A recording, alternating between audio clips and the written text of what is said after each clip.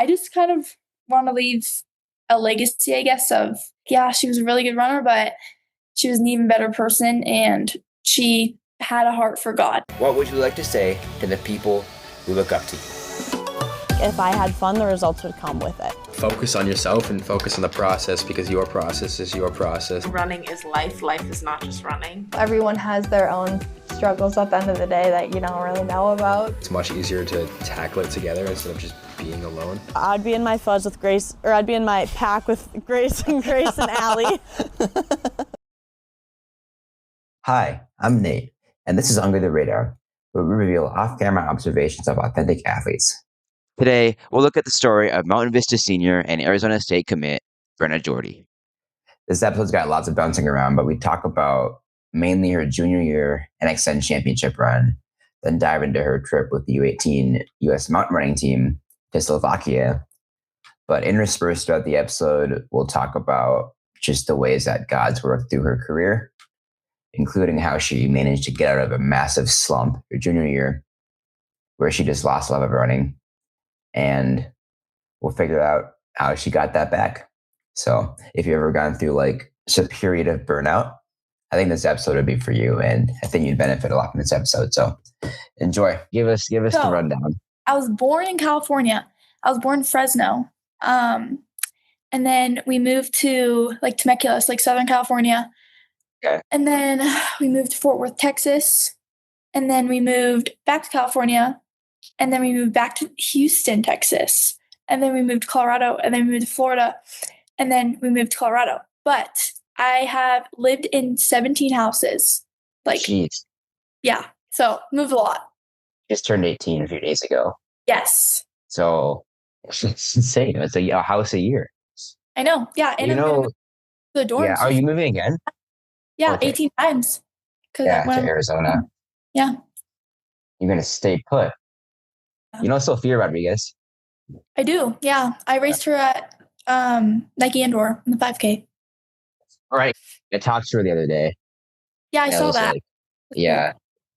Yeah, she's U20 for trail. Yeah, she's U20 for trail. She's lived in like 6 different states. So I'm like, this is gonna be like, I'm not gonna lie, like I recycled like half of the questions from her episode years ago. I feel like we have a similar backstory, kind of like with trail, at least.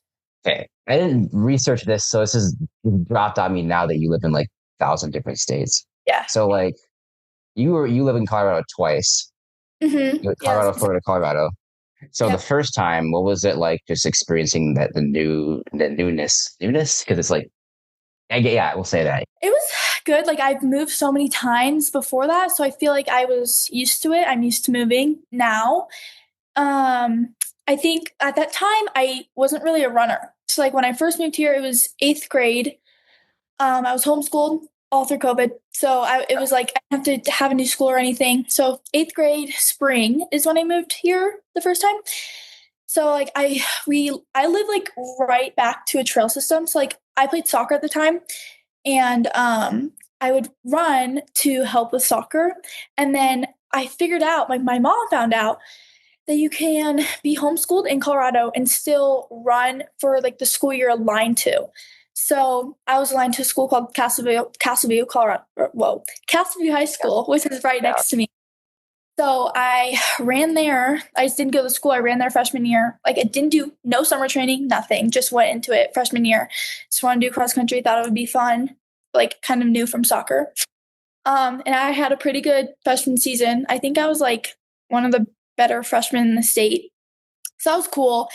And I got the I'm going completely off the question, but the newness of Colorado, I feel like it was nice. Like it took probably my family like 2 full months to actually acclimate to the altitude. Like it's no joke. I was wondering about that. Yeah. It's no joke. So we acclimated, and then like I feel like when we first moved here, we did like all the Colorado things. Like my mom, my brother, and I hated it, but like we're hiking every weekend, a new hike, like 8 miles. And it's just like, I feel like Colorado is such a cool state to like live in and grow up in. So yeah, it's definitely the coolest state other than California that I've lived in. Yeah. I've been there, I think 5 or 6 times now. Mm-hmm. I've only been there once in the summer, but it's like, hiking up there is just insane. It's Have you hiked up any like 14ers? so I've done Pikes Peak and I've done what is it called? Oh, did you do like that stair incline thing that they have? Yeah, I did that like on what day was that? Sunday. I did it with my friend. Oh, you just did it. Oh, it was for Yeah, your birthday? I did it we did it for my birthday. Oh, that's But awesome. like so many times that's like one of my favorite things because like you hike up and then there's like you take like what you go up for the Pikes Peak 14er on. It's called the bar trail and you just take it down. So like you go up and you can like run down. It's like 3 miles and it's like so fun. But yeah. It's incredible. So IMG, what was the decision point to move there? Like what played in that decision? And I was scrolling one day through Instagram and I saw like IMG track and field cross country and I was like, oh, I didn't even know they had a track team. That's really cool. And my mom was like, you should email them. So I emailed them, kind of like told them my times, and like kind of like who I was. And the next day, because I get a call from them and I was like, oh my gosh, I just got a call from them. No way. So I answered and we kind of talked about it a little bit. And we had like a few phone calls and they were like, okay, well, when you come in March, we're going to give you a tour. Like when you come in March. When you come in March, meaning yes, you're in. Yes, exactly. So Crazy. I was like, okay. So I got like the tour and everything. And I was really, all my teammates on my soccer team were jealous. They were like, what the heck? How are you getting a tour? And I was like, I don't know. But so I got the tour, fell in love with it, obviously. How can you not? It's like an athlete paradise. And my parents like, okay, we hate Texas. It's too humid here. So they're like, okay, well, we're going to move. And we just moved, which was like kind of crazy that we moved there for me to run at a school. But because they have boarding, but I didn't board because like I'm really close to my family. So like my mom's like, before college, I'm not going to have you move if you don't have to. And like if we can go. And like Florida's, I feel like we thought it would be like a cool spot. So we moved there. And I got there. I loved like the coaches, love them. Teammates, still my best friends to this day. I just don't think the program was for me. Like I feel like they're amazing at the 800 and everything. Like they're national champions for weight. But like me, I like in college, I want to run the 10K and the 5K. Like it's just, it didn't work. The training didn't work for me, I think. But like I will say it was one of the coolest experiences I've had. And also my parents hated the humidity. Wow, go figure. They hated Houston. So of course they're going to hate Florida. And I didn't really like the humidity either, but yeah, but it was really cool. So. Yeah. I mean, I think a lot of your takeaways from hearing what you said isn't necessarily like the physical that you gain because it not matching what you want to run is totally fair. Like that makes sense. But I still think you probably gained a lot, like mentally and like how, like seeing the example of how other people train and live and just because some of people live there. Most of them do. Yeah. So like, what was the community actually like and how did they kind of push you, I guess, leading by example, maybe? So I honestly felt like I basically lived there. But I feel like the culture there was honestly really good. Like, I mean, it's a sports boarding school. So if you're there, you're wanting to go far in sports for the most part. I mean, I feel like most of the kids there have that mindset. Some, you have a few of them that don't, but most of the kids do have the mindset. Like if they're going there, kind of like lots of sacrifices being made to go there. Like you're leaving your life behind, kind of, all your friends, your family, for most of them. So you want to go far and you want to do well. So I feel like it was a good environment and everyone really pushed really hard to like be good and get better. And the coaches also wanted you to push really hard and be good and get better. Like they aren't just gonna like, it's not like your typical high school coach there. Like they're not just gonna be like, okay, like obviously, because in high school, obviously you're gonna have people that are just there because their parents make you. But like they're like, your parents aren't really making you be there. So I feel like the coaches put lots of expectation on you to do well. But some people might not like that. But me, like, I want you to tell me that I am slow. Like, so I can get better. Like that's what I like. So I don't know. I like that aspect of it. Yeah. So like, obviously you hung out with them a lot outside of practice. So like, what was I guess, how were they like as people, and like how did the things that they kind of learned at practice really spill into their daily lives? And how they did what they did, stuff like that. My teammates at IMG are the best people I've ever met in my life. Like, and it hasn't even come close. I like still talk to most of them every single day. They're like my favorite friends. That my mom is like, they're my favorite friends of yours that you've ever had. And I'm like, yeah, me too.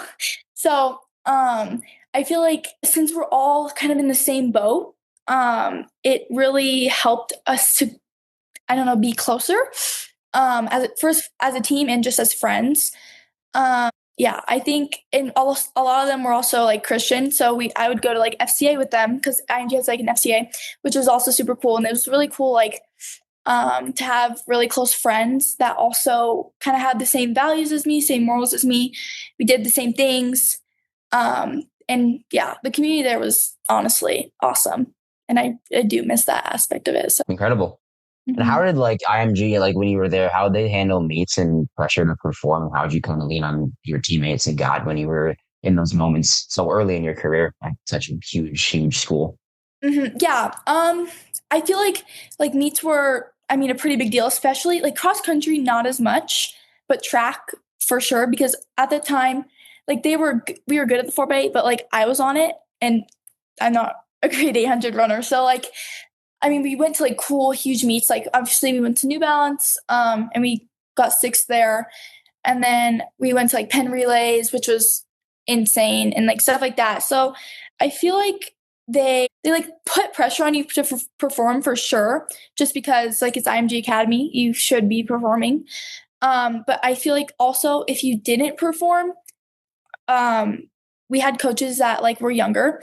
So they had also run in college. So like one of the girl coaches, her name is Hannah. She ran at the University of Houston. She did not have a great experience. So she was only, at the time I was there, she was 22 or 23 or 21. I don't know, but she was young. So like she understood, she's just out of college. She understood like the position that we were in and like the pressure that we had on ourselves to perform, just from ourselves and also from our parents, from our coaches, from everyone. Like it can get a lot and it can get in your head for sure. So I think she understood. And like if you did have a bad race, like if you just talked to her, like she would kind of help you, like be like, okay, like it's okay, it's fine, it's just racing. You're literally just running in circles. It's not the end of the world if you don't perform. So I feel like obviously you have the expectation to perform, but if you didn't, at the end of the day, it didn't matter. They still loved you because of the person you are. They don't care about how you're racing. And that's not like, so yeah. That's why you're on, because I like the person you are and not because of your times. So yeah. So this is interesting because like when you move, I feel like a lot of people kind of glamorize it as like, oh, it's just like a fun thing. I get to go to all these different states and explore all these different like people and cultures. And that's great. I mean, that's a very positive thing. But I feel like a lot of people that haven't done that don't really look at like the struggles of moving. So like when you came back to Colorado after going to IMG, what was kind of tough about coming back to Colorado and then having to leave the IMG people behind? Because I mean, obviously you love them. And then how did Mountain Vista really welcome you to their crew and made you feel at home? Yeah. So, I was obviously like, I was very, very sad to leave the people at IMG. It was, that was really rough for me just because I had gotten so close to them. I spent pretty much every minute with them for a whole year. So it was tough for me. And also the coaches, I still talk to them to this day. Like they reach out, they're like, how you doing? How's everything going? Like, so that was really hard for me to leave just because I've never had a coach like that. And that was just really tough for me. And then moving back, I think I was excited for sure to move back because Mountain Vista the previous year had gotten 3rd at NXN. So I was like, okay. And they didn't graduate anyone. So I was talking to my friend Carly and I was like talking to her about open enrollment. She was like, you need to open enroll. Like you should totally come to Mountain Vista. And she's like, you should open enroll. So I emailed like the athletic director at Mountain Vista and everything, and he kind of helped us out and like told us like what to do. Like they can't really talk to you, but like he just told us like what we have to do to get accepted. so my mom and I, we did that, and we got accepted, and I was like, all right, well, I'm going to Vista. So in the summer training is when like I met most of the girls. Like I already knew 3 people, but I met most of the girls in the summer training, and honestly, like we were friends like from the get-go, which is really nice because I was really nervous about it. Like literally, I think 2 weeks in, like they were all hanging out, and we went to this place to go cliff jumping, and they invited me, and I was like, oh, okay, that's cool. I just wasn't expecting it.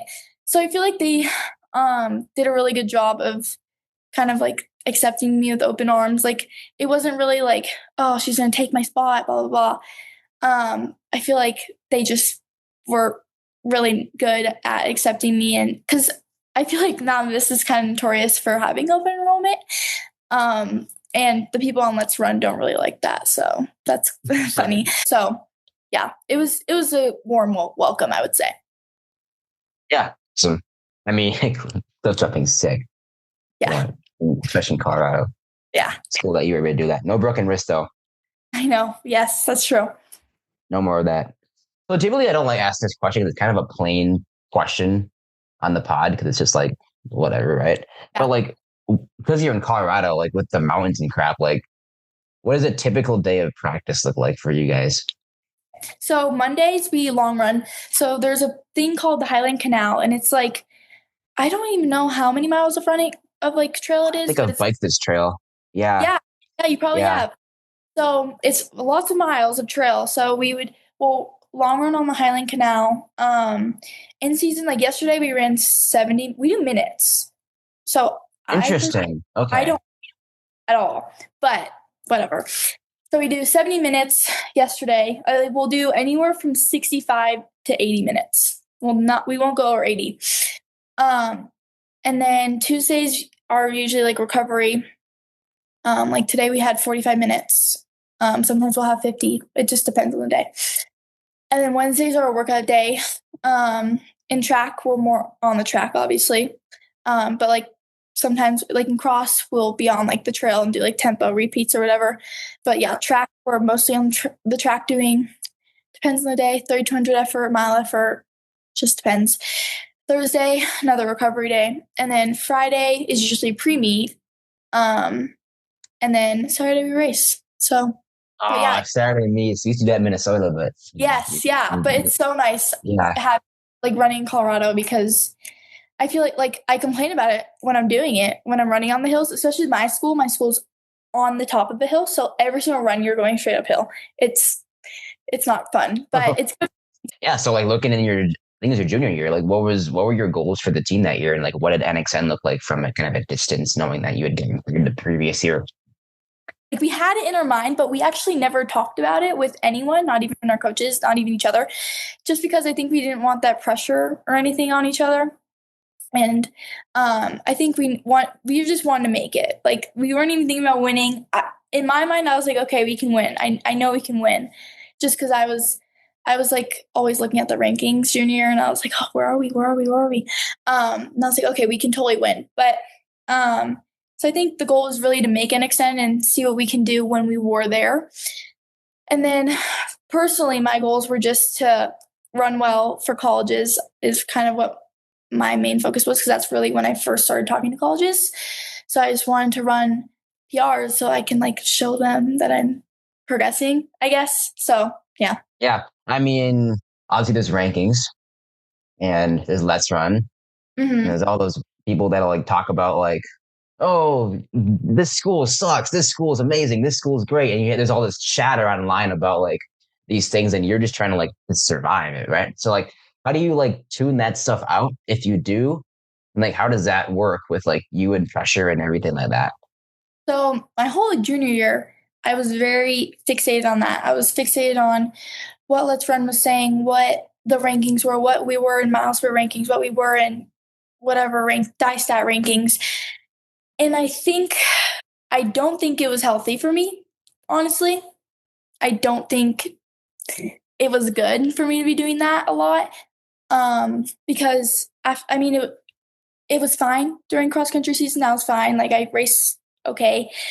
and everything. But track season, it was bad because it wasn't really like Let's Run or anything. I was just looking at like Colorado rankings and all these things and what times I'm running. Why am I not running fast? Why are these people running faster than me? Why can I not like put 2 and 2 together? Why is nothing going right?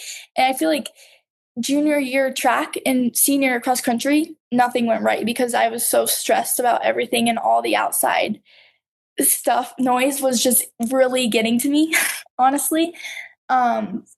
Which is like the past 4 races I've had in track, I've PR'd every single one. So I feel like now I'm kind of just like, it doesn't matter. Like I haven't looked at Let's Run since December, which is great. I haven't looked at any rankings because I'm just like, I don't care. It's fine. It doesn't matter. It really doesn't like at the end of the day, that matters is how I am as a person and how people perceive me. If people are wanting to get closer to God because of me, if people are seeing God in me, I feel like that's really what I've tried to focus on. Because in 30 years, no one's going to care about what time I ran senior track. Really, no one's going to care. So it doesn't matter. Yeah, that quote is big in the graphic. Normally I'd wait till the end, but I'm like, yeah, we're putting that one in. Yeah. So speaking of like that stuff, like what are some things that you kind of had to kind of let go your junior year of running for the team, for God, for you to do well later on in the season? Yeah, I feel like junior year, I feel like it was kind of nice because I was like 4th, 5th, or 6th on the team. Like we got to like really lock in there because like that's kind of where the points come, and like it could either be a lot of points or a little bit of points. So I feel like it was really nice to be on such a good team because it wasn't about me. Like it really wasn't all about me. It didn't nobody like it people like how do I even say this? Like the race, it was 7 people that it actually mattered to, not just me, because of how I guess good we were and how in the spotlight and on Instagram we were. So like if we didn't perform, it kind of wouldn't be good for any of us. Like one race we had regionals, we were training through. So like obviously we're not going to be great, but like a lot of people just didn't do good. Like one girl on my team, usually me and her were interchangeable. Like for all the races, she was like at regionals we can have 9 run. She was our 9th runner. So like she's usually top like 5th runner. She was 9th. She like just bonked. It just wasn't good. And like another girl on my team just didn't do well and was throwing up on the side. And then I remember I got on Let's Run after that, and everyone was just like crappy. Oh no. It was like, Bro. and I was like, oh my gosh, like everyone thinks we're going to do bad at state because state was the next week. But I think the fact that we all had each other and we were running for each other, not ourselves, was really what made us do well and win. So that is how, not to spoil the future, but that's how, I mean, you're hearing that a lot on the pod, but why is that I lived half an hour away from them and they won NXN this year. yeah. Mm-hmm. Yes. And I've had a few of them on the pod and I just like talk to them because they're good friends of mine, but it's like their way of handling like team focused effort is to literally dedicate separate miles of the race to the team. That's cool. So it's like Allie Ledman, who I put on the pod a few months ago, she's a freshman that won it with the team of 6 seniors, which is like, yeah, we gotta like get that story out, right? Yeah. She would like say, okay, I am going to dedicate the first mile to, Addie Lila, second mile to Jazz Miley, third mile to Chloe Addison, and then herself. It's like all the 7 people that she's running with, she'll literally like dedicate the miles to, which is kind of cool. So let's dive in a little bit to like the kind of the unique pressures that you kind of felt being that we call it on our team, we call it the iron door, where you're kind of shooting the door on the rest of the team. So like being 5th, 4th, 6th runner. I mean, for people that don't know, cross country is you score top 5. So you want to score the least amount of points. So you want the 5th runner to score like least place, get those fewer points. Mm-hmm. So being the person that kind of dictates ends up with the score, like what kind of pressure did you feel with that? What is coming to my mind right now is actually NXN. So I had a K to go, and I was the fifth runner. And my coach, Dolby, he was yelling at me. He was like, Brenna, you're fifth, but it's close. And I was like, okay. So I kind of freaked out a little bit, but because I feel like NXN, like you kind of ask anyone, the race is a fever dream. It was the shortest race in my life. Like I don't know if it was just like the environment or I don't know what it was, but I can imagine that. Yeah. I didn't feel tired, which sounds terrible. Like I swear I was trying. I didn't even feel tired till I came back to my senses when he told me that. I was like, oh, okay. I actually have to really go now. So I feel like that last K, that was like probably the fastest I've run in my life. I'm not even gonna lie. And I was just trying to pass as many people as I could. And I got to, I think I was like 15 meters from the finish line. And I heard the announcer say, Lone Peak just got their fifth across the line. And I was like, you're like, shoot. No. All right, we're gonna table that though. We're gonna wait till NXN before we get that. That's just the most like dramatic way to end it. Okay. So how did NXR go for you guys? And just like going to Arizona, like just drowning in oxygen? I mean, I feel like for cross country, or at least for races at cross country, I like don't feel a difference in altitude at all. Like I don't feel a difference in like from going from altitude to sea level. I only feel it like for a track race, which is so weird. I don't know. But I feel like it went super well for us. A lot of us were really nervous. We had one girl throw up the whole night before with nerves. And then her roommate, because we all like stayed in the same hotel, didn't sleep because she's throwing up the whole night. Yeah. So that happened, and she was just really nervous the next day. And I was nervous because she was so nervous, and she was probably our third or fourth runner, usually, just depended. And I was like, okay, well, she kind of needs to lock in because she's very important. And then the girl that was rooming with her was usually our second runner, so that wasn't really good. And like we were just eating the breakfast the morning of the race, and like nobody was speaking. Like it was silent. And with our team, like that's not normal. Most cross country teams don't do that. Yes. So yeah, everyone was really nervous. But then we were talking with our coach right before the race, and he was like, girls, like I don't care how you guys run. I really don't care. Obviously, you guys are in great shape. I know what shape you guys are in. I know you guys can go out and win this.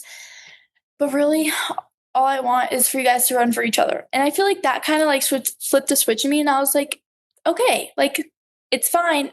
I know that I have the fitness. Like the fitness is there. It's there. There's nothing that I can do to change that. So I was like, I just need to go out and run for my teammates. And I feel like we all did that day. And yeah, we all ran pretty well. And it was really cool. Connor Mance interviewed us when we won. So that was really cool. But yeah, I feel like NXR went pretty well. So, and then it was just really exciting to win the Southwest region because of how loaded the Southwest region is. So yeah, it was really cool. Yeah. So, reaction qualifying to NXN, and like, how did you go from the high of that to, back to work? Yeah. We were all pretty excited. I feel like me and a girl on my team, her name is Keegan Edwards. She's at Florida now. So I think us two were the most excited just because the other 5 had been the year prior. So it was a lot of emotions, I think, because we had been training since June, and it's now end of November. So however many months that is, it's like 6 months. It's crazy. And all the work had finally paid off. It might have been top 3 worst workouts of all time for me. It was like a tempo. I literally remember the workout. It was a tempo. I'm pretty sure it was either 4 by 5 minutes. It was 4 by 5 minutes, just at tempo, which doesn't sound very difficult. It was terrible. Everyone is just coughing and hacking, and like nobody can breathe because our noses are all stuffed up. And that was very alarming to a lot of us. So yeah. So coming down to Oregon again, drowning in oxygen again. Free race run through. So what was that like, and how it was like? Because I don't know how, honestly, I'm a JV warrior, was a JV warrior, so I never ran NXN, but like the nerve cycle coming into it, whenever it got bad, whether it was the day before, a few days out during the pre-race run, how did you handle that? And then how did that factor into the pre-race run? And then how did you like handle that with your teammates? Yeah. So I feel like the pre-race run, honestly, like we were all just really excited to be there, excited to see the course. For me and Keegan, it was our first time. For the other 5, it was their second. I think it was just really cool to see all the teams there, just running together and meeting new people and just talking to just all these people from around the country. It was really cool. And I feel like the pre-race nerves, honestly, didn't hit until the night, like when we were getting ready for bed. So I feel like Nike does a really good job of that, because you're not just like sitting in your room, just like in your thoughts, just like spiraling about the race. Yeah, so, I know. Yeah. Yeah. So you're playing ping pong all the time. Posture. Yes. Yeah. Exactly. So I feel like the pre-race nerves didn't hit till the night before, and I was in a room with 2. So like one room had 4 girls, one room had 3 girls, and I was in the room with 3. And like we're kind of just sitting there, and we're like we race tomorrow. Like this is happening. This is real. NXN, we're the favorite to win. We're racing tomorrow. So geez. That was definitely very, very nerve-wracking, just because, and especially like even when we're just like sitting there, like you're like, oh, what team are you on? Like talking to people, and like, oh, we're Denver XC, and they're like, oh, and it's like, oh, people actually know who we are. So I feel like it was definitely a lot of pressure, but I think just because we had each other, the nerves kind of like went down a little bit, and then it definitely helps like when you have your coaches there, and we had so much support from home from all the others, like my other teammates and everything. Like they had a whole watch party for us, so I feel like just having the support is definitely very helpful. Like as a runner, that's like I feel like one of the most important things is just having support, because it's one of the most mentally challenging things while you're doing it, and just like in every aspect. So yeah, diving into that support structure, like how did the rest of the team support you both in season and during your NXR run or NXN run?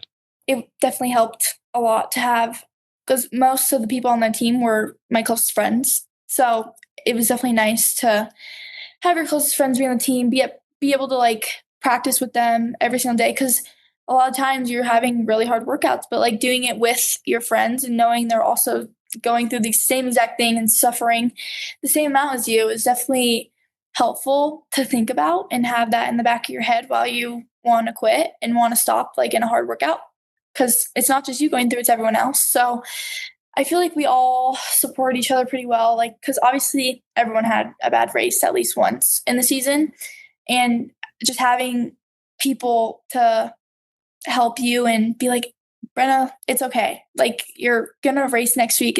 You're gonna be fine.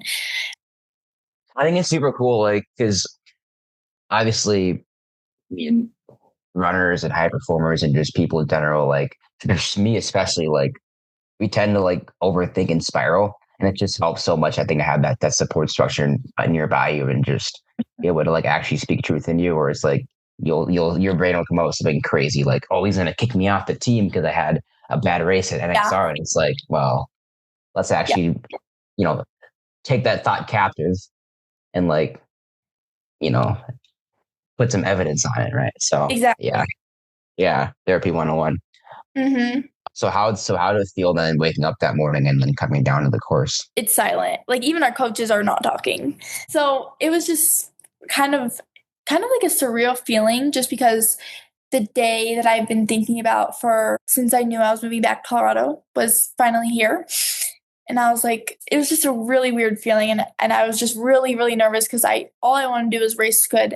And I wanted everyone on my team to race good, and I wanted us to work together. And I just wanted everything to go right, which doesn't always happen. So I was just really nervous that it wasn't going to happen. But yeah. And then we went on the bus, and I was sitting next to my teammate, Juliet, and she's actually at Navy right now. And like Juliet and I, like when we're together, we don't stop talking, not one word. The whole bus. Do it. It's just insane. So it was just yeah, I feel like we were all just like really locked in, but we were just all extremely nervous. We just had lots of pressure on ourselves from ourselves and just everyone. So yeah, it was really it was a like a long but also like short morning, if that makes sense. Like it felt like I just wanted to get the race over with, but I was also like, I don't want to race yet. Daily on Christ in those moments. So that's a good question.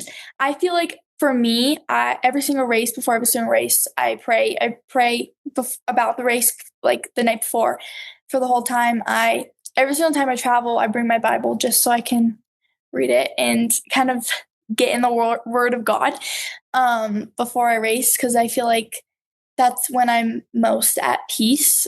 Like in my mind, that's when the thoughts kind of stop, which is so amazing. If I'm ever like overthinking or anything, you just have to open up your Bible, then God will do the rest. So I feel like that's kind of what I do. I just try to keep praying, especially like when I'm ever like have bad thoughts, I just like pray, because that's how I get them out of my head, I guess. And like before every race, I'd always write like Bible verse on my wrist, draw a cross, and write like on the start line, like when they said on your marks, I always look at the Bible verse and have it in my head before I'm racing. Cool. What do you pray for specifically? Well, I pray for like everyone in the race to not have injuries or anything, and I pray for myself to do well and to like run for God and not for myself, because I feel like when I run for God, I just do better overall, because like running, like I'm running for him. I'm not running for myself or anything. Like the reason I'm able to run is because of him. I just pray for like all my teammates and everything, and I just pray that everything goes right. And sometimes it doesn't, but it's okay. It's just God teaching me, because you have to have bad races to have good ones. So Yeah, we've talked about this a lot in previous episodes with Casey, who a friend of mine who went through. She false started because she's hurling at a meet in Chicago to qualify for an NAN, and then the pole fell and she false started. So it was like terrible. we just dove through like literally for like 40 minutes on the episode of like how you actually lean to God there, and it was like, yeah, it's the same process that you go through every single time praying, Yep. reading, and like it's so simple, but it's so hard to do that in the moment because your brain wants to go somewhere else. For sure. Cool. So yeah, just let's take it through it. So how did the race go? Like, give us all the cinematic, 1K, whatever, the fifth runner stuff at the end. Like, just Yeah. So our box was all the way on the left. So you go out and you turn left. So our box was, I think we were in box 2. So we're all the way on the left. So everyone from here is coming into us, because you have to make a pretty sharp left turn right away. So I feel like most of us got out okay, but like just the traffic, because I mean, obviously NXR, so many fast girls, but it's straight for a K. But here we're going straight left. Like you're not just going to be able to get out quick and be fine, because everyone else is getting out probably quicker than you. Just like it's the best meet in the country. The best girls in the country are all racing there. So I feel like it kind of got bombarded by runners. And it was very pushy for the first mile, I would say. It was very pushy and very hard to get in a good position. And it was also raining. It rained all night before, obviously, because what is NXN without rain and mud? The conditions weren't great at all. But I don't know. Everyone says Colorado runners do well in mud, but we never race in mud, so I don't really know where that comes from. But I mean, we do pretty well in mud. So I feel like the first K was very pushy. First mile was very pushy. And then you kind of get in your position. And like if you look at mine, I think I moved up like at least 10 spots every single K. So like that's really what I was trying to do. I was just trying to move up. And when you get to the part where you're like going down, you go down a hill, then you go around a hill or around a turn, and there's like the lollipop. That hill, I was just trying to catch as many people as I could, because I knew like people would be tired. In Colorado, we have lots of hills, so I know how to race them. So like I went up, just try to be as many people as I can, and then use the downhill on the lollipop. And I got to the final K, And my coach was like, Brenna, you're a fifth runner and it's very, very close. Like I need you to go right now. Like, and I was like, and my coach, he's not our coach anymore, but he barely showed emotion. I've seen him jump up and down one time, and that was at state when we were winning. And that's probably the most urgent he's ever been. And I was like, okay, I definitely need to go. So I just like tried to pass as many people in that last K as I could, but I was actually like, I felt tired for sure at that part. And like just running in the mud doesn't help at all because you're just sinking the whole time. And you got to like the terraces, the last part, and I was like, oh my gosh, I just want to be done. Like get me to the finish line. So then I'm 50. Yes, they're pretty bad. I'm not gonna lie. It's not a joke. And then I got 50 meters from the finish line, and I heard the announcer because it's pretty loud. And he was like, Lone Peak just got their fifth across the line. And I was like, oh my gosh, I just lost it for us. I was like, no, there's no way. But like I like sprinted to the end because I was like, okay, I need to go. Just stop caring at that. You're just like, yeah. And then I finished and I was like, oh my gosh, we lost. Like I was convinced we lost. I thought I lost it for us. And I was like, wow, like I cannot believe we just lost. Yeah. And so that, okay, in that moment, you hit your team. What is the first thing you say to your team at that point? So I got to my teammates at the four other ones that have already crossed the line. And I started crying. I was like, we lost. Like Lone Peak already has their fifth. And I was crying. And then one of my teammates looked over and she was like, Brenna, look. And I like looked and like it had updated like the scores. And like we were in first by like, I think like 30 points or something. Like, I don't know, like something crazy. And I was like, what? And I like didn't know. I was like, okay, wait, we didn't win. Stop. Don't say that. Like it's not everyone's here. It's like I think we were all like just like looking around like, did we win? Did we win? Did we win for like 3 minutes? And then we were like, okay, like those look pretty solid. I think we won. And then we started like screaming and jumping up and down. But yeah, in that moment I thought I was the reason we lost. So it's every emotion ever. Yeah. Again, it's like the spiraling thing where it's like you come to a conclusion before you can look at the evidence. And it's like, gosh, like, I don't know, like, it's insane. And then your teammates came and gave you the evidence. Yes, exactly. All the adrenaline, all the stuff. So then once your sixth and seventh runner came, what was that? Just the first words, reaction. Yeah. I feel like everything happened after. Just give me it. Yeah. Yeah. So our sixth and seventh runners came across. They're pretty close. I feel like our team is very deep. So like anyone could be any position any day. So like we all came over, like they came over, we all gave each other a hug. And like when they had come in, I still thought we lost. So at that point I was like, I'm so sorry. Because I mean, I was the fifth runner and everyone's like, Brenna, what are you saying? Like, stop talking. Not your fault. Yeah. And we were kind of just like all hugging each other. And I feel like five of the girls were seniors. So it was their last race. So a lot of them were really sad. Last cross country race. And then we like saw like the score change and we were like really excited. Obviously we're like, oh my gosh, we just won. And then I don't know, a few of the girls were like, no, we didn't win yet. Like, you guys, you can't say that yet. So like we waited for like 2 minutes and then like everyone, we went to our parents. They're like, no, like you won, you guys won. And then like all the emotions came down. Like I started bawling, I was sobbing and a lot of us were crying.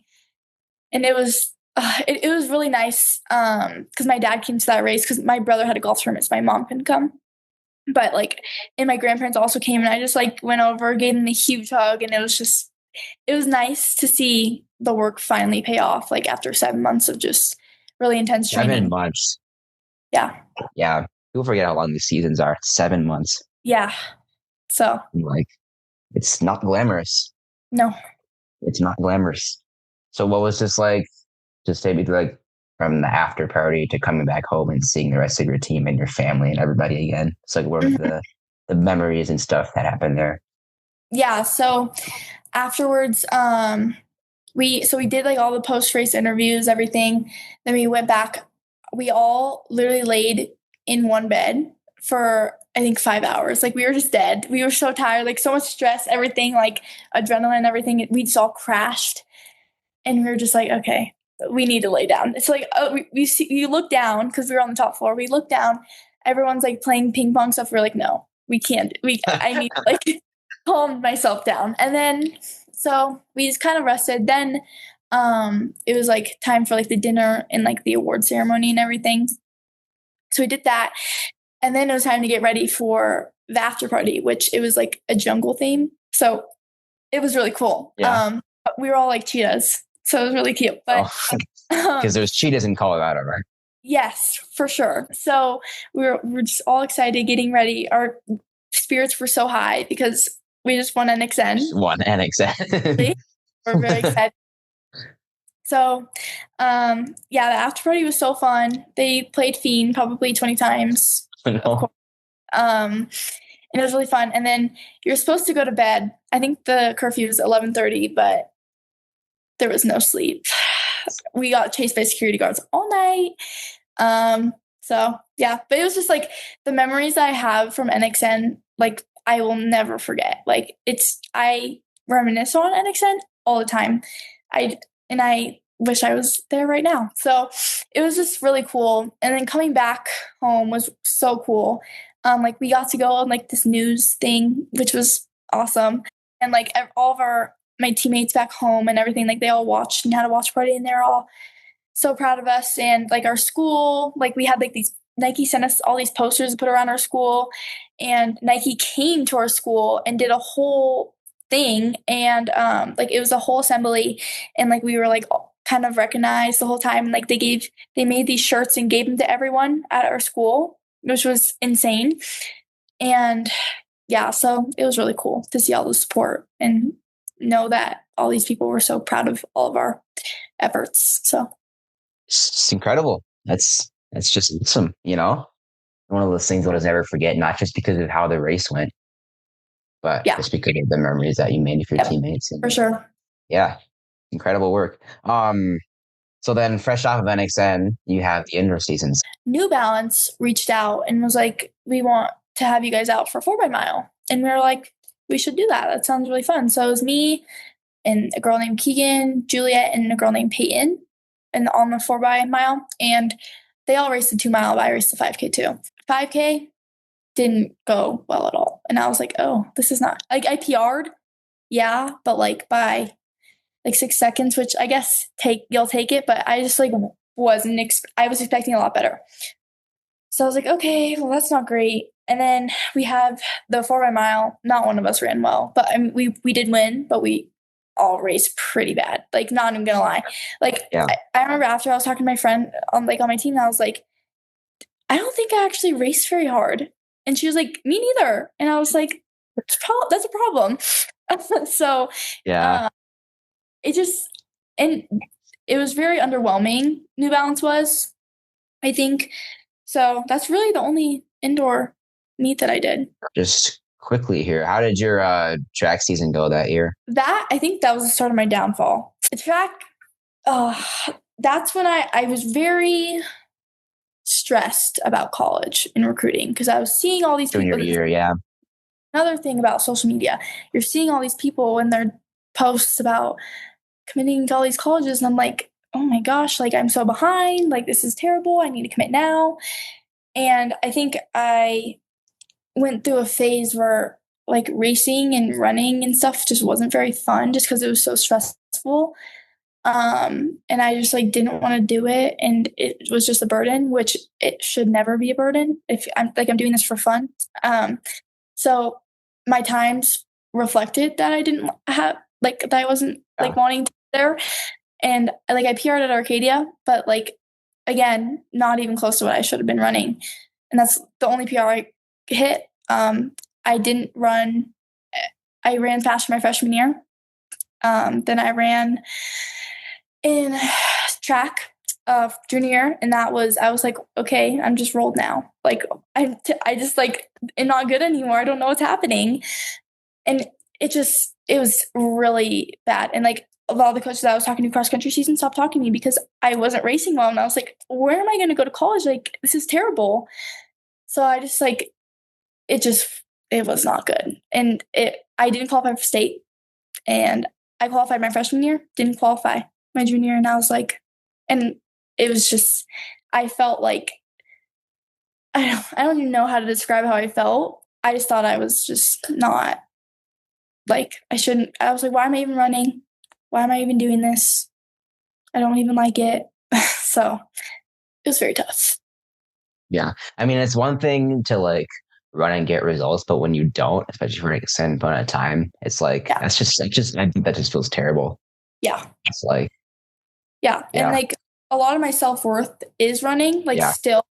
So when something that your self-worth is kind of based on is not going well, it's just not good for yourself and your mental health and just every aspect of your life. And at that time, like I was just like not even I was like a mean person because I was just like mad all the time. Like even like to my parents like, what's happening with you? Like you're not nice right now. And I'm like, it was just not a good time at all. Yeah. I mean, it's something that a lot of runners go through. Even I've gone through, like, I've been through it recently where it's like I had associated my self worth with like the amount of attention that I get online. And I've really had to um, I made a story, I made a story about this today about like spring break and how like people are in Minnesota, it's spring break right now. And it's so easy to compare yourself For to sure. like your experience that you had over spring break versus someone else's because you see their highlights. Yeah. And I think, and I'm saying this despite like traveling and having a cool spring break. So it's like, and this, I mean, this goes for friends, this goes for engagements, this goes for like running twofold. And it's like, you kind of tend to like notice, you compare your own real experience with someone else's highlight reel. Yep. And it's so hard to Yes. pass that. So yeah, I guess in those moments, like, how did you eventually like get out of that slump? I didn't get out of it until January this year. So 2 months ago. So Yeah.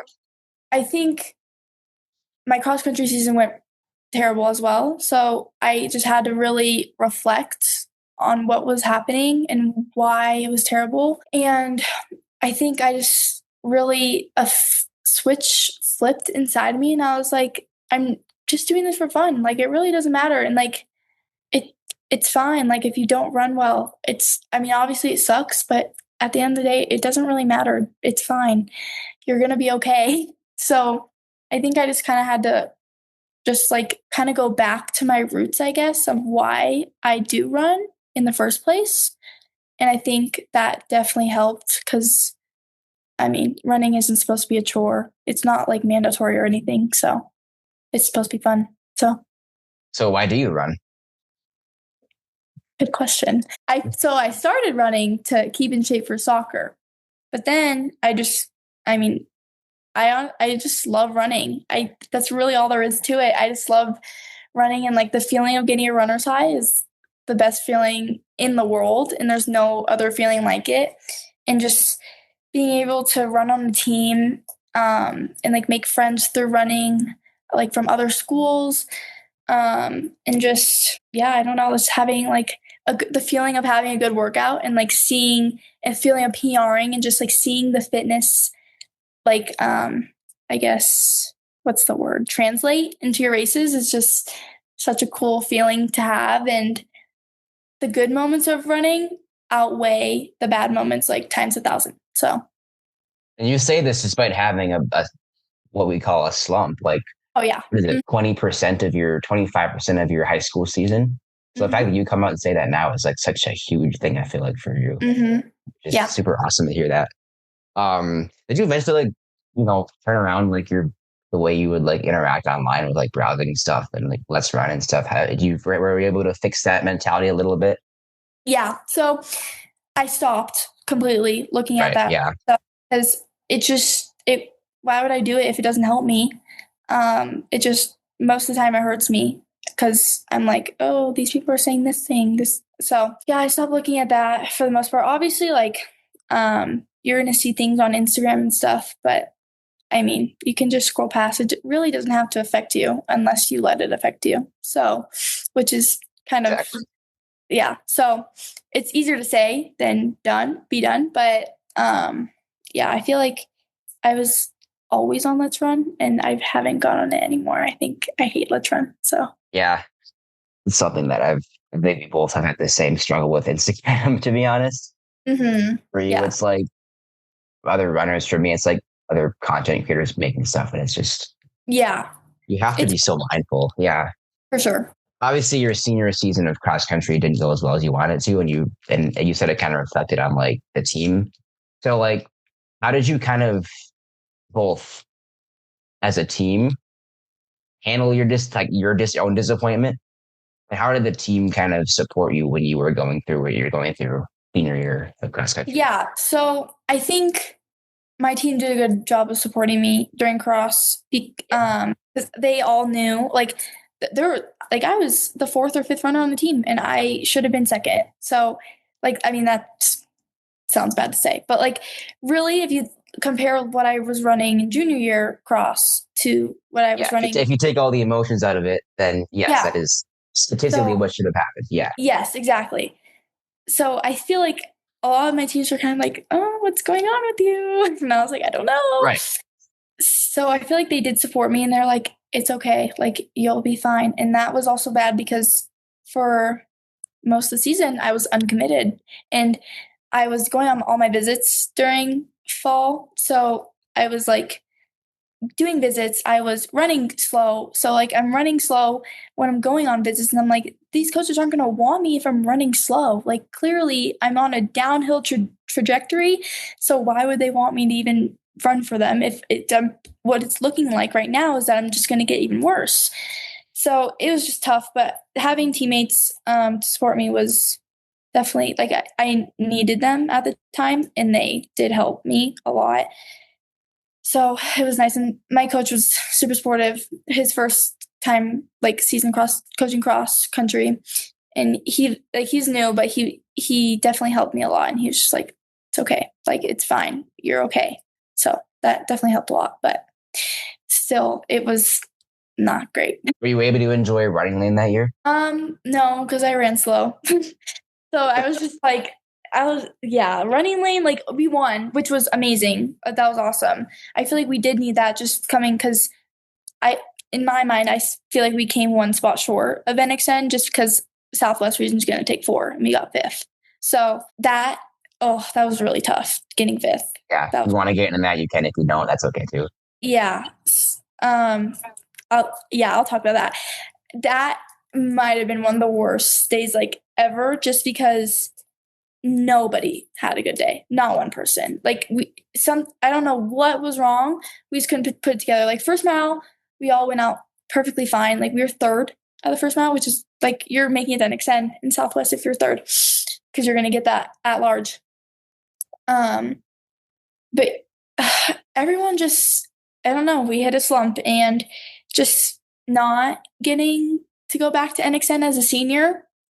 Oh, I didn't even think about that. Oh, jeez. In the whole world. And just because I made so many friends the year before there, and like they all obviously made it back, and I was just like, the FOMO I got was so bad. Too. Oh, jeez, I didn't even. Yeah, it sucks. That was terrible. And I mean, obviously, we did running lane, which was nice. I feel like we needed to end the season on a high note, just because I could not end my senior year cross country on that, I feel. So it was nice to win, but it just was like I was so happy for everyone in our team that we won, but it was just tough to be happy when I was just running terrible, and I just like didn't want to be. I know that feeling. Yeah, I know that feeling. Yeah, it's like you almost have this expectation of like people, you're happy. Yeah. I mean, you could play the social media card again, where it's like, a lot of points in my own career, like I would be posting and doing some crazy stuff, and I would just feel terrible because I would just isolate myself. It's just that like feeling of just going through the motions. Mm-hmm. That's literally what it was. Like, I feel like if you looking back, like track season, junior year, and then senior year cross, like even like going back, like I went back in my shop, like I was not running like very high mileage. I was running like some weeks I'd be running, it was like 35 to 40 miles, which is like fine, but like I would like cut run short and like because I didn't want to do it and like stuff like that, just because I didn't want to do it. And Yeah. I mean, that's why I ran slow. So yeah, it just like going through the motions is really what the 2025 was, going through the motions for me. So Yeah, we back though. We back. yeah. There's one thing that I think did stand out in 2025, which is kind of the elephant in the room here. Trail running. Yeah. I think it was June of that year you went to like Slovakia. well, first of all, let's talk about like just the beginning, like what got you into it and like why did you keep doing it? Yeah, so I had two teammates that were on the trail team 2 years before. So like I knew about it and I was like, that sounds really cool. And I asked them about it. I was like, how do you guys do this? So basically you have to like fill out this form. And it's like a Google Doc and you fill it out, and like a lot of people fill it out obviously because who doesn't want to be on Team USA? So you fill it out and they just pick the top 4 candidates that they think for boys and girls.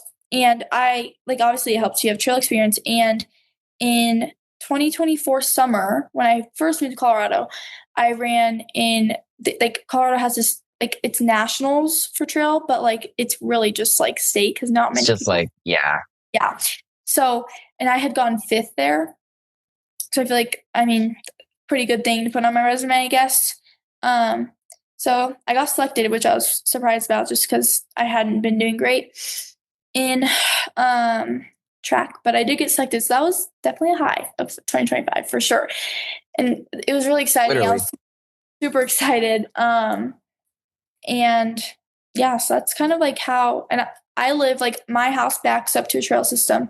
So I feel like I'm always running on the trails. I love running on the trails. It's one of my favorite things to do.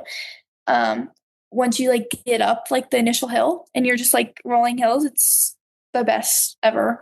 And you feel like it's like the views and everything is just so amazing. So yeah, that was really exciting. Well, you said there's trails in your backyard? Yeah. So like my house is like, there's a sidewalk and it's like 0.02 miles. There's a trailhead and like people, this trail system, like in my backyard, basically, people drive like an hour to come because it's that good. So I'm really lucky. That's insane. Yeah. You have little trails in your gosh. Mm-hmm. I don't know how I feel as a Minnesotan. It's like parking lot and some McDonald's, but it's awesome. Cool. I don't know if I want to call it USA's, but like USA's this year, last year, how did that go? The one that got you to nationals. Yeah. Or That worlds. Yeah. That one, the one that got me into that was really good. I did well there. It's in Salida. So it's like, obviously like there's 14ers like everywhere. Salida? Yeah. Oh, wow. Okay. Yeah. It's like so mountain. Okay. It's like a 5.5 mile trail race. And it's like the first 2.5 miles are pretty much straight uphill. And then you get to the top and then you kind of have switchbacks down.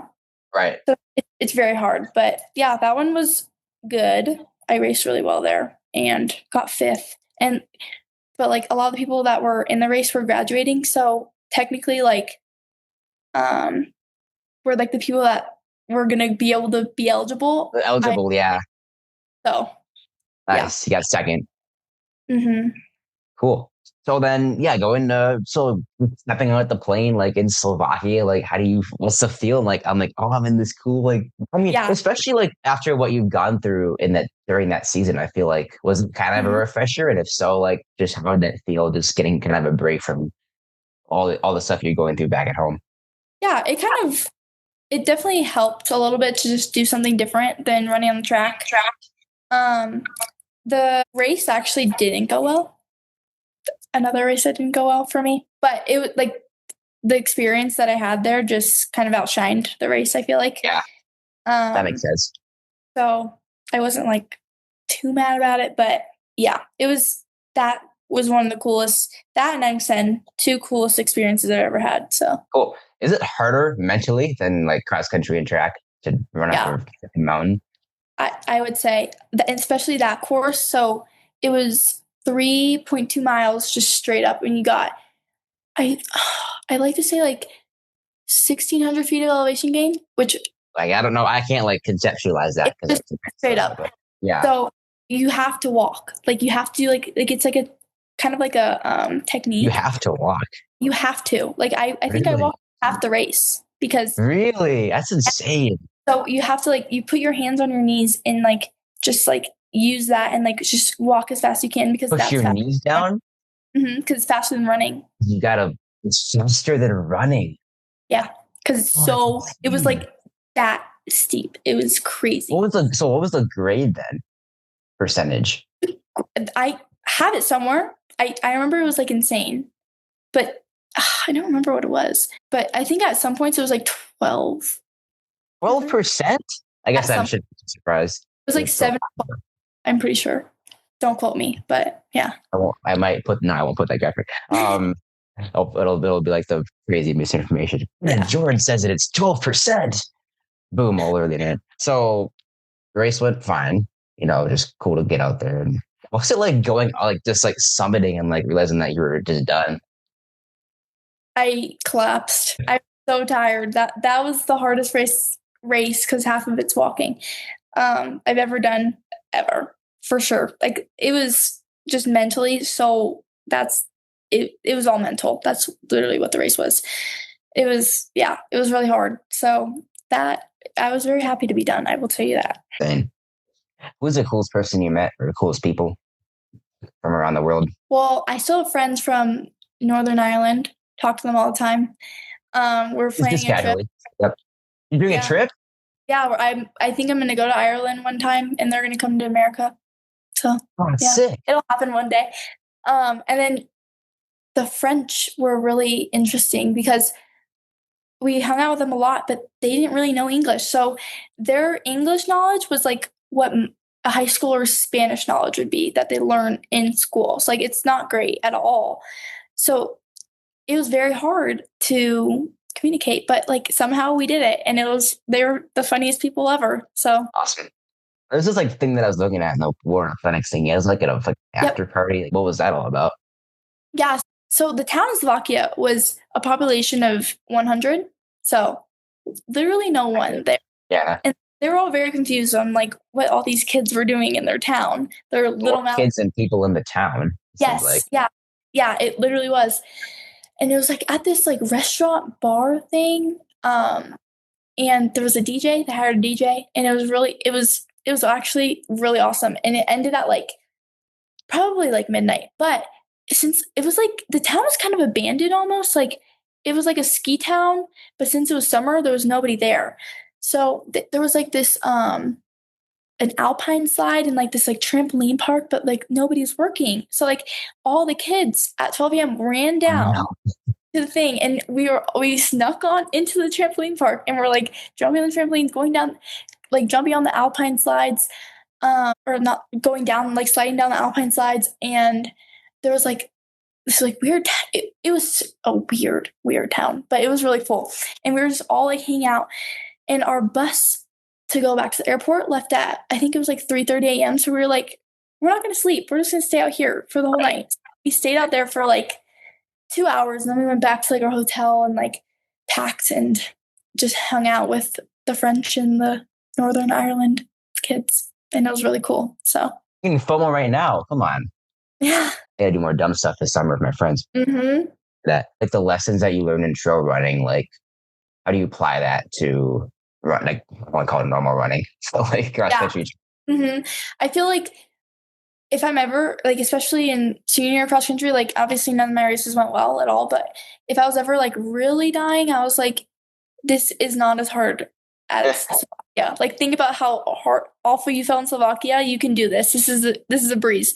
So I feel like trail running definitely helps like mentally because it's so difficult and so hard, physically and mentally, honestly.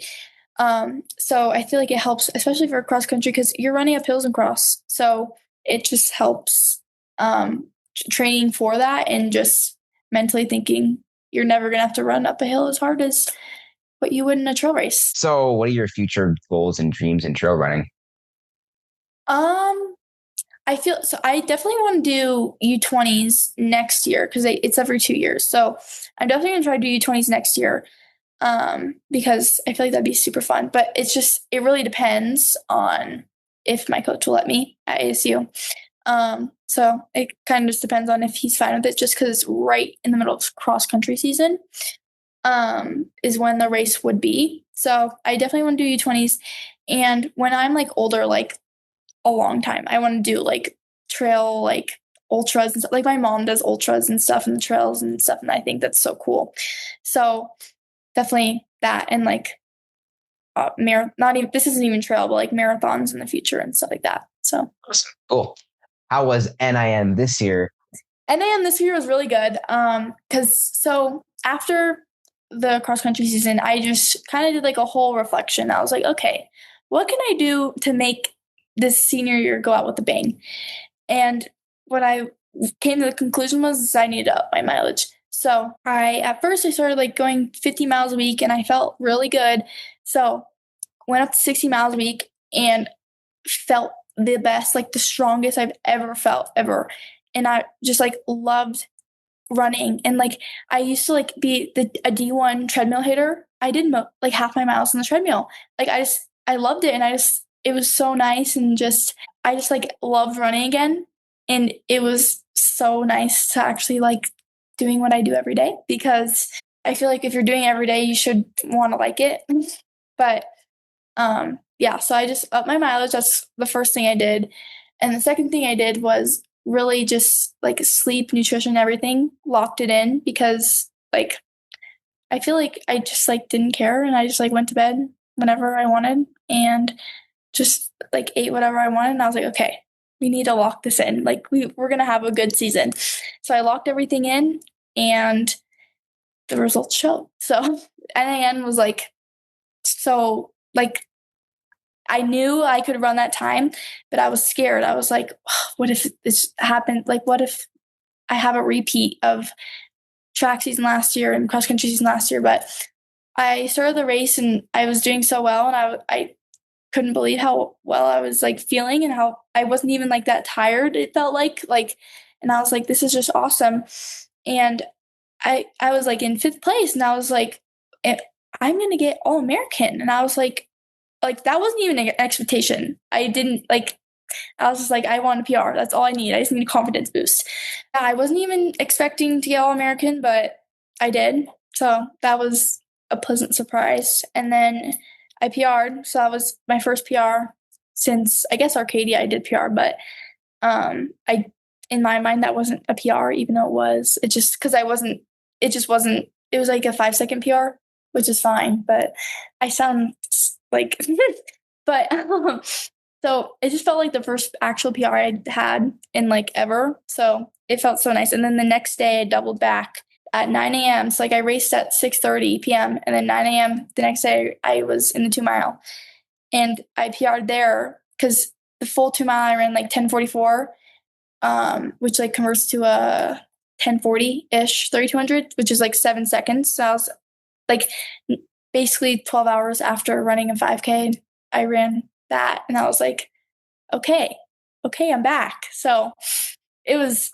the biggest confidence booster I could have probably gotten. So like, after that race and like you're kind of going through it, I don't know if you felt this expectation to like do good, but it sounds like you didn't, which I think played a role in that. So like when you didn't have that expectation, feel like you were able to live more in the moment? Yeah, 100%. When you were actually in New York. So like describe like, were you able to live in the moment more just because you're just going to New York? Like how did that work for you? Were you able to stay present? Yeah, so that it was my first time ever being in New York. So like I've always wanted to go. So I was like, oh, this is so cool. And like the day of the race, because we flew in that night. So like I didn't see anything. But the day of, like my mom and I were like walking around, and I was just like, oh, this is so cool. And it kind of like got my mind off it a little bit, I think, just because you're in New York, like it's amazing. And I feel like what you just said, I didn't really have, like I had expectation, obviously.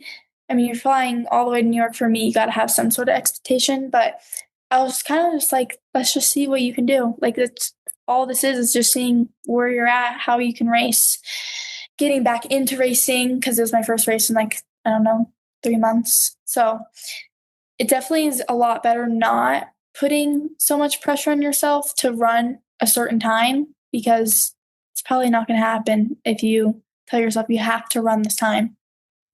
Brenna, it just seems like you've grown so much mentally, like from where you were. And I think part of it too is cutting off that outlet of comparison. And I think must have probably helped coming into NIN that year, which super cool. And I love like when I have somebody out and they like grow as a person rather than just like get faster, which is just incredible. And I think that can be super inspiring to people that are struggling with that kind of stuff, which a lot of people are. Yes. Let's be honest. So, yeah, super awesome. So yeah, what are your goals for the rest of your high school season? So last week I already, ran already twice. Yeah. So top 18 Colorado make state. And I ran 10:57 altitude. So that should hold up. So that's already one of my goals checked off because last year didn't even qualify for state. So got that. Race number 2. Yes. So, and then I also want to qualify for the mile, which for me, like personally, I'm just not, I know my strengths and the mile and 8 are not my strengths. Even the 3200 is too fast for me. I'm not even going to lie. So, I'm going to try as hard as I can to qualify in the mile, but we'll see. And then, I'm going to Nike Outdoor in June. I want to run sub 17 really, really, really badly because I'm close. And I think with a few months of good training, good mileage, I think it shouldn't, like it's going to be hard, but I think it's a very attainable goal. And yeah, I'm just trying to enjoy senior year, my last time racing high school cross track. So because it's almost done. So yeah, awesome. So what are some goals outside of running in your personal life, and how does what you are learning right now in running help you accomplish that? Yeah. So I want to be like a nurse when I'm older, a CRNA, like to be exact. So I feel like running definitely helps because I feel like running's kind of go, which so is like the EROR. So I think that kind of is kind of preparing me for that world of my life, that stage of my life. And like I'm in AP classes and I just want to do well in those. And like in college, I'm going to be a nursing major. So I feel like I just really want to do well in that because I also like I have 4.0 students. So like I have I put pressure on myself for like grades as well. So just keeping my grade point average and trying to escape senioritis. But it's right about now too, isn't it? Yes. Oh yeah. Yeah. That hit me like a bullet, a train. Also, now we've been talking about this a lot throughout the episode, but like just the idea of like self-worth and definition. So obviously we both are in very comparable possible careers where we're just comparing ourselves. How do you like, especially now, like how have you personally like tried to ensure that you aren't defined by your times or your places? Yeah. So I feel like just the past few months, I've kind of really been using God to help me with that a lot because really like he could care less about what I run in on the track. Like all he cares about is how I am as a person, my heart, and like how I'm glorifying him in everything that I do. So I feel like that I've tried to focus on a lot more, especially these past few months, because at the end of the day, like again, he doesn't care what I'm running and I shouldn't either. If he doesn't care about what I'm running, why should I care about what I'm running? Obviously he gives me running to like as a thing to do and I appreciate that, but really it's just like a hobby. And at the end of the day, like in heaven, I'm not going to be running. So, yeah, I feel like definitely have been, kind of just trying to really grow as a person instead. And I feel like the running has kind of came with that, like the running well, the PRs, just because I've just kind of stopped stressing about it so much. And yeah. Who do you, or this is more metaphorical sense, but who or what do you run to when you have a bad day at practice or a bad meet? Um, it's a good question. When I do have a bad day, like practice or meet, it's usually my parents, because I feel like my parents are super hard on me and pretty strict, but like I used to hate it, but now I love it. Like it's genuinely shaping the person I am today. So like they're gonna be tough on me. Like when I have a bad race, like they're gonna be like, okay, like come, like that wasn't good at all. And that I want the honesty, I want it. But they also are very like reassuring to me, and they're like, you have the fitness, like you're fine, like it's okay. And I feel like that's definitely who I guess run to after I have a bad race. And then also I feel like I try to run to him in every aspect of my life. Like obviously it is hard to do. Sometimes when you're not having like a good time in life, it's hard to really want to open your Bible because you're like, what? Like he's not making my life good. Why would I? And it sounds so bad to say, but it's really how every Christian's felt that.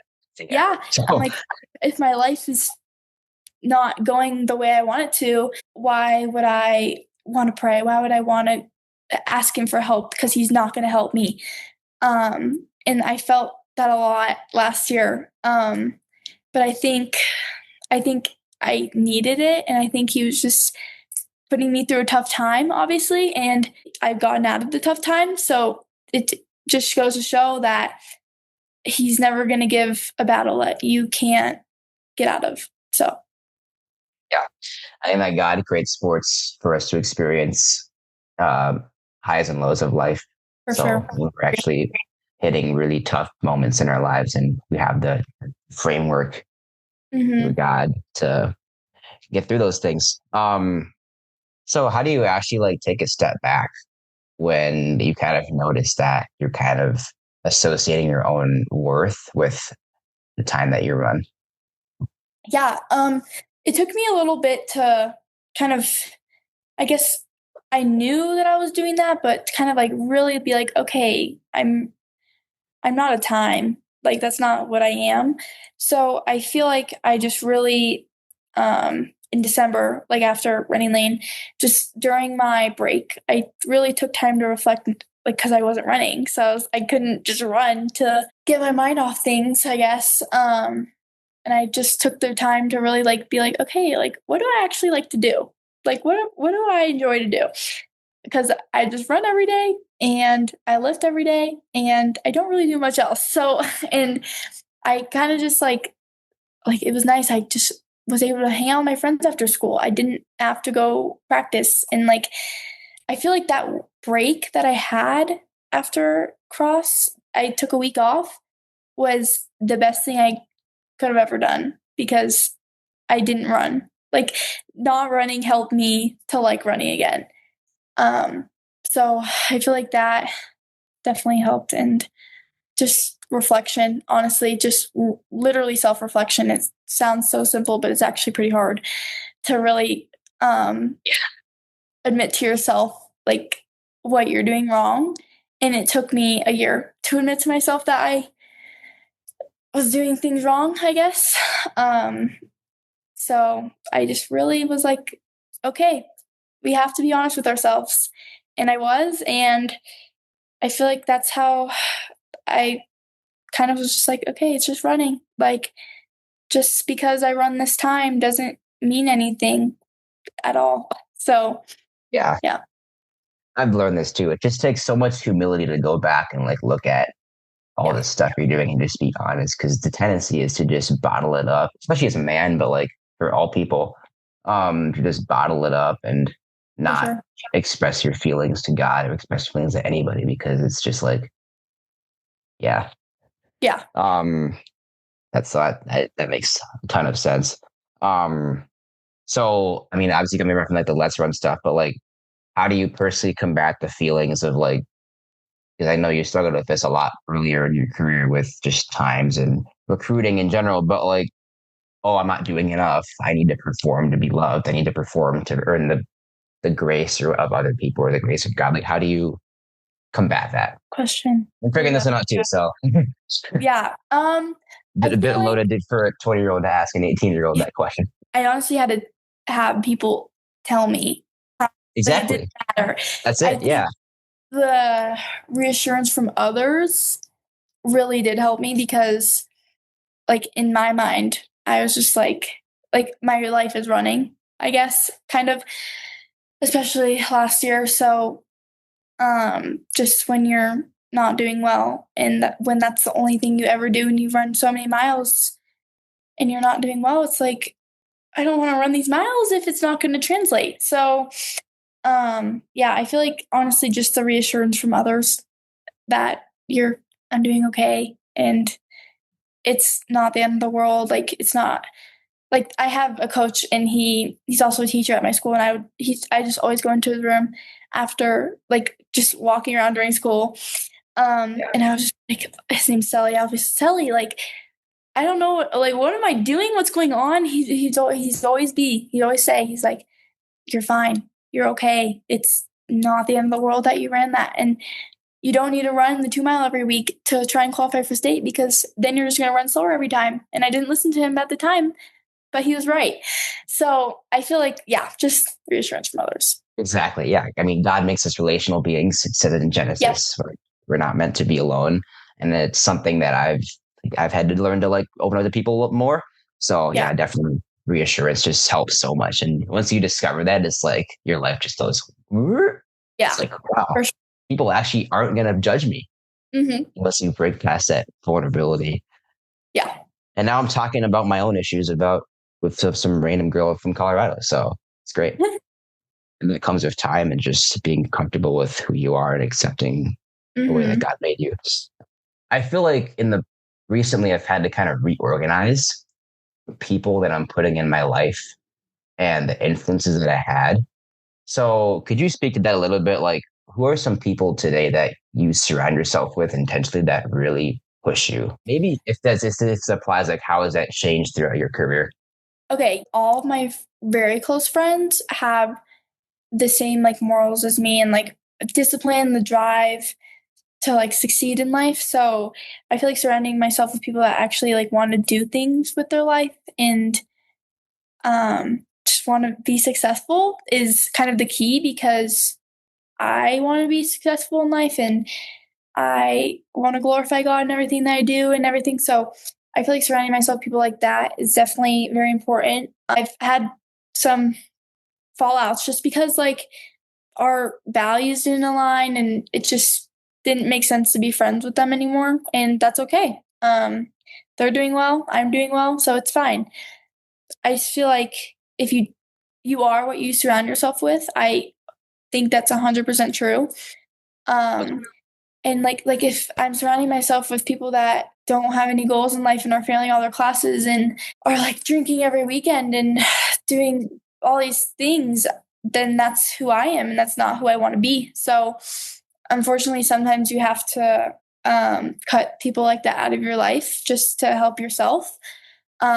Because, I mean, that's not what you want to be. That's not what God wants you to be at all. Generally, like, what are you looking to improve in your spiritual disciplines or spiritual life going forward? Yeah. Definitely just talking to God more and opening up my Bible more. Like, I try to open it at least once a day, and I have been. But, I mean, I see this thing, like, if 20 minutes of your Bible is so hard to do, but, like, you can scroll on your phone for hours, like, you have to really reevaluate your life. So, like, and that's something that I struggle with for sure. Like, I'm scrolling on TikTok till whatever time. Oh, yeah. Like, we follow each other and I see all your reposts and I'm like, all right, oh, yeah. I got to get off, because if I see Brenna like 3 times, that means I got to. It's terrible. So I have an addiction. I need to put this, like, a screen time limit or something. Yeah, no. But, like, all that time I'm scrolling on TikTok and, like, filling my brain with whatever I'm filling it with. I could have been reading my Bible, getting to God, oh, running. Yeah. Like, so that's definitely something I want to get better at, is my screen time to Bible reading ratio. So I totally got clocked by God recently, because I was scrolling TikTok for like an hour. And God Yeah. was like, the reason you didn't go on your run today is because you just scrolled on TikTok. And I'm like, Yeah. and how much did you actually gain from scrolling on TikTok? Well, I watched Kate and Leonard edit. Right? Yeah. That The sad ones. positively. They're only sad. Okay. Oh, so now we're down to the last 4 questions that I always ask every guest. So how do you take care of your mental health outside of running? I feel like I try to like hang out with my friends as much as I can, hang out with my family as much as I can, especially since I'm leaving soon to go to college. So it's really sad. And I'm really close with my family. So just trying to hang out with them, like just do things that aren't running. So like whether that be even be like a hike, like just something like that, and just like listening to music, like stuff that just takes your mind off of it. Because I don't want my whole life to be revolved around running. So I just, try to take my mind off running, because if you're always thinking about it, you're going to have a spiral. I learned that firsthand. So, yeah. What's your why? Oh, yes, I'm ready. All right, let's switch it. How do you honor Christ in your athletics? So before every race, I used to always write down a cross, but I actually got tatted on me. I got tattooed for the birthday. I saw that. Yeah. Awesome. And I usually write 1 Corinthians 10:31 on my wrist. So that's my favorite verse of all time. And I wanted to get it. I got a tattoo right here. I got Psalm 46:5. I wanted to get 1 Corinthians 10:31, but it was too long. So whatever, it's fine. But I always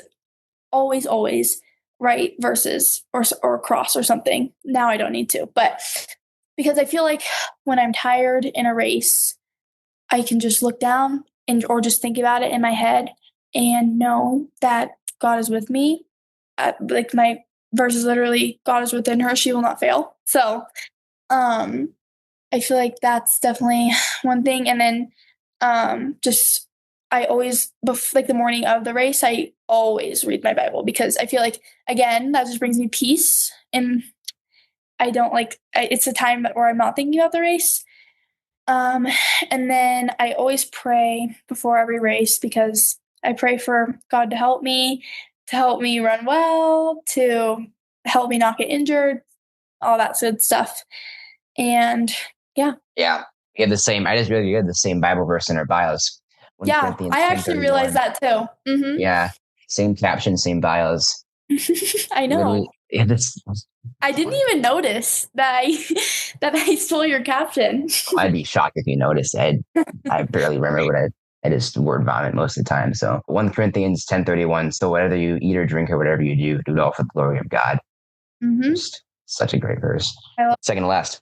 What advice would you give to runners just starting out in the sport? To not have a time to find yourself, because again, it's not that serious, and running's supposed to be fun. It's already hard enough as it is. So having all the extra stress of like running a certain time, getting a certain place, being a certain position on your team, it just causes so much more stress and makes it not fun. So yeah, I would definitely say to just have fun, meet new people, make new friends, and just, enjoy what you're doing. Finally, what legacy would you like to leave behind in the Colorado and national running community?